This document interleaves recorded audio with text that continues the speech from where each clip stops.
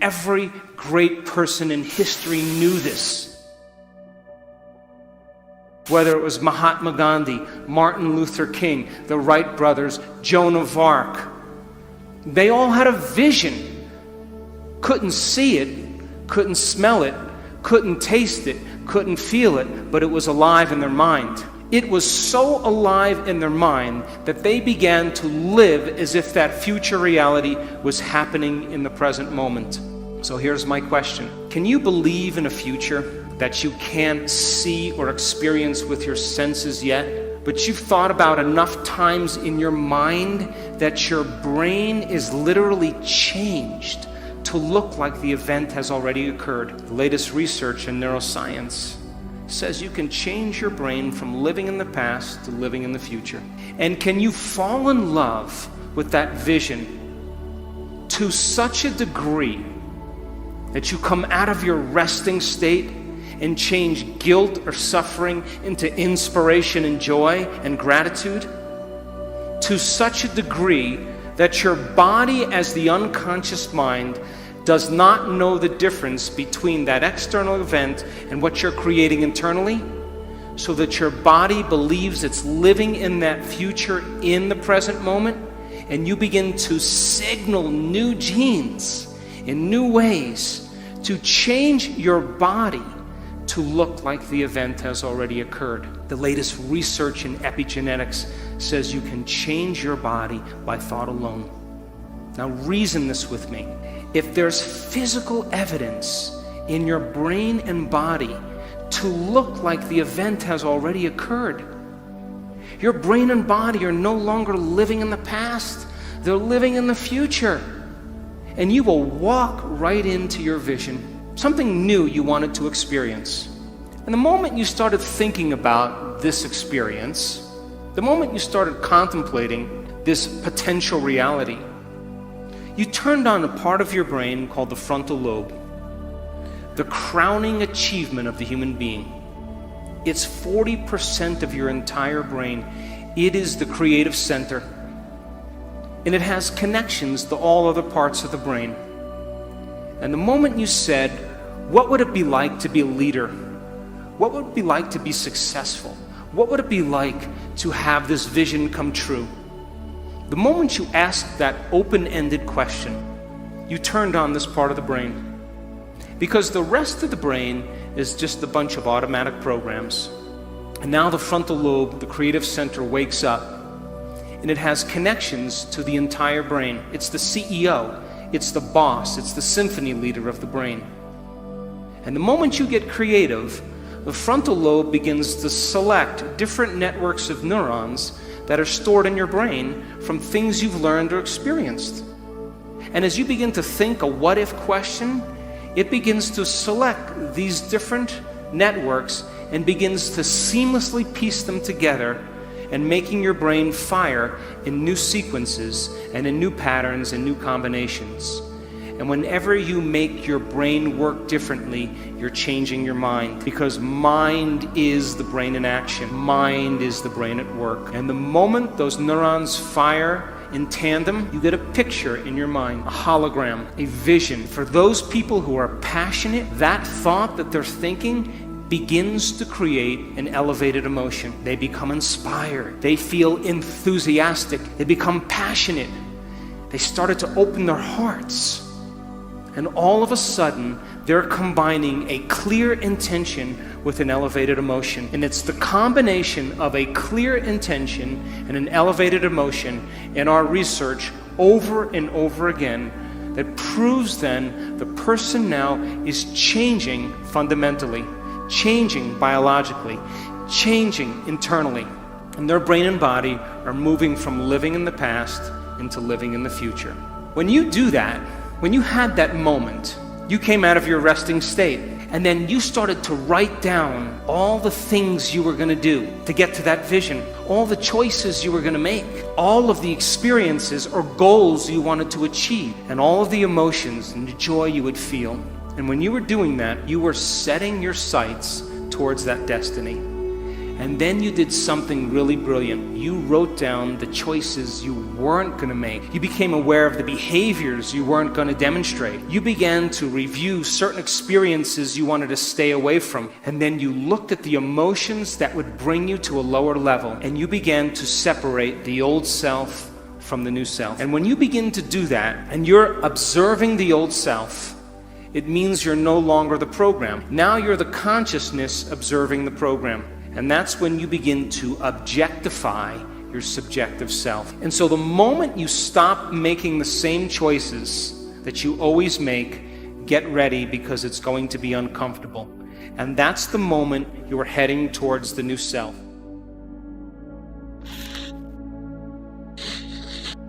If you can linger without a name, without a face, without a gender, without your pain, without your disease, without all the relationships you have, without your past or your predictable future, it makes sense then that the longer you linger in the unknown, where all possibilities exist, by very theory, the more you would create new possibilities in your life.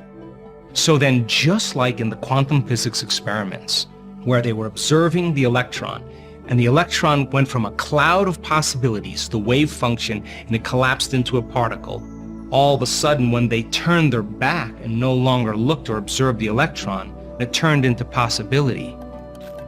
It's possible then that when you disconnect from everything known in your life, and you're no longer observing your life from the same level of mind, that your life can turn into possibilities, just like the electron turns into possibilities.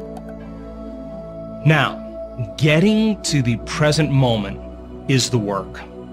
The moment you start noticing that your attention is going to memories of the past that are connected to certain emotions in your meditation, that's the habit of how you've been thinking up until this point. And you have to break that habit, which means that you have to return your attention back into the present moment and unfold as an awareness back into possibility. And every time you do that, that's a victory. When you start to notice that you want to get up and quit, and you settle it back down into the present moment and you unfold back into possibilities, that means then you're telling your body that it's no longer the mind, and you're executing a will that's greater than the program. And if you keep doing that over and over again, the body will begin to surrender into the present moment, just like training an animal. Once it finally can surrender into the present moment, if where you place your attention is where you place your energy, and all of your attention and energy is in the present moment, you have a lot of energy to do amazing things. So then, all those possibilities that exist in the quantum field exist as electromagnetic possibilities. They exist as frequencies that you have to begin to connect to. So then, what are the ingredients that allow us to tune into those potentials that already exist in the quantum field? Well, it requires two things: a coherent brain, that is a clear intention, and an elevated, heartfelt emotion. That is what begins to open our hearts and creates coherence in our heart.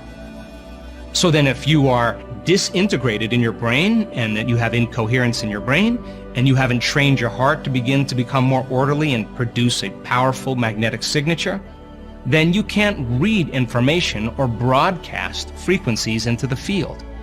In a sense, then, you're on the wrong radio station, and the more coherent your brain is, the more coherent your heart is, the more you can tune into those potentials. Now let's demystify the process. So many people spend their entire life creating in lack. They see something that they want, like a new car or a new wardrobe, and they notice that they don't have it. And when they notice that they don't have it, they experience separation or lack.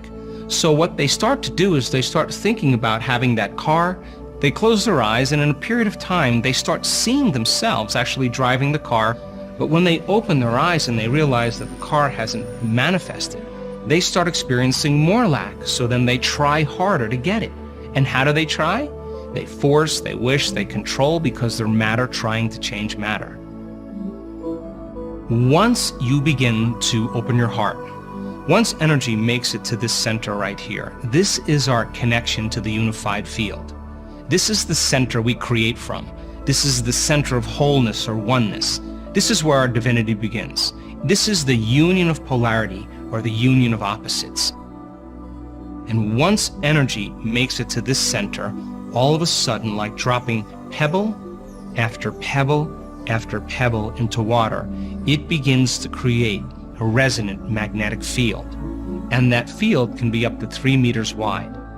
Now you're starting to open up and become more energy and less matter, more wave and less particle. And now once energy makes it here, that energy can carry information or a thought or intention, and you can begin to lay the thought on that energy because that energy is consistent with your healing. That energy is consistent with your new dream. The energy is consistent with your new job or your new relationship. That energy can carry the thought of your dreams.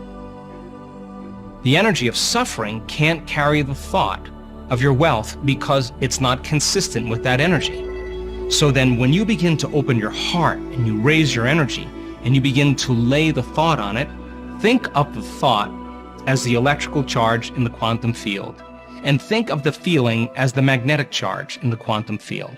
And how you think and how you feel begins to broadcast new energy and new information into the field. And for whatever you broadcast into the field is your experiment with destiny.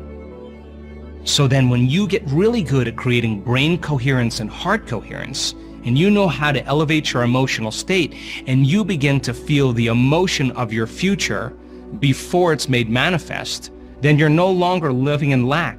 You feel like your dream has already happened. So then when there's a vibrational match between your energy and a potential that already exists in the quantum field, now you no longer have to go anywhere to get your dreams. Now you are connected to that field of information that's connected to everything material.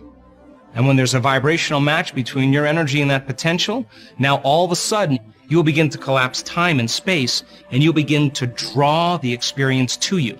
And now you no longer have to go anywhere to get it. You are the vortex to your creation.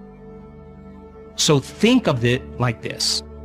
The thought sends the signal out, and the feeling draws the event back to you. So if you're intending on having a future, and you're waiting for the experience to happen so you can feel the emotions of your wealth or of your freedom, of your new relationship, then you're sending the thought out, but you're not drawing the experience back to you. So here's a great example. The HeartMath Institute did a novel study where they took a group of people that were expert prayers, and they set 3 vials of DNA in front of them. And they said to them, now listen, with all of your intent, we want you to see in your mind the DNA winding or unwinding, and just keep visualizing it winding and unwinding. That's the concept of the mind. They did it over and over again, and they checked to see if the DNA was changed in any way.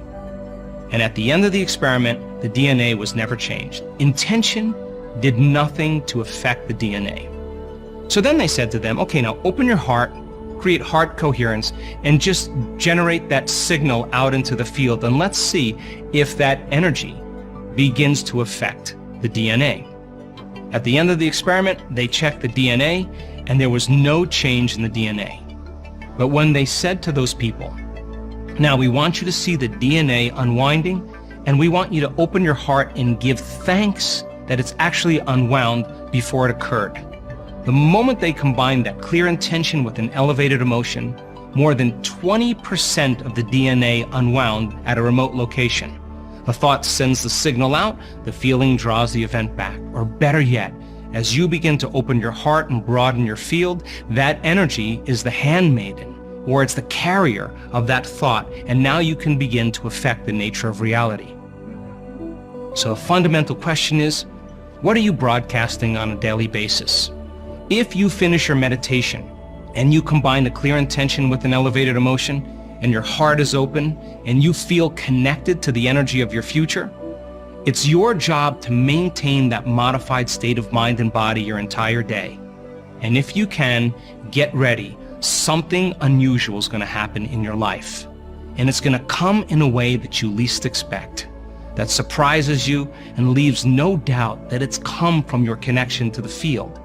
And you won't be able to predict when it's going to happen or how it's going to happen, because if you're looking to predict it, you're laying down a known over an unknown. You have to live in the realm of possibility, in a new state of being. And the moment you say, I got frustrated because of a coworker, I got angry because I was in traffic, and you disconnected from the energy of your future, now you're back to the energy of your past, and don't expect anything to change in your life. So then our job then is to be able to regulate the state with our eyes open as well as our eyes closed. And the side effect of this, when done properly, are those synchronicities, are those serendipities, are those coincidences that are beginning to come to us. And we no longer have to go and get it now. We are now a vibrational match with everything between now and who we are in our future. And now we are collapsing our future and bringing it towards us. Now that I've shown you how your mind can influence your outer environment, it's my hope that you'll use some of this to begin to collapse space and time into a new reality.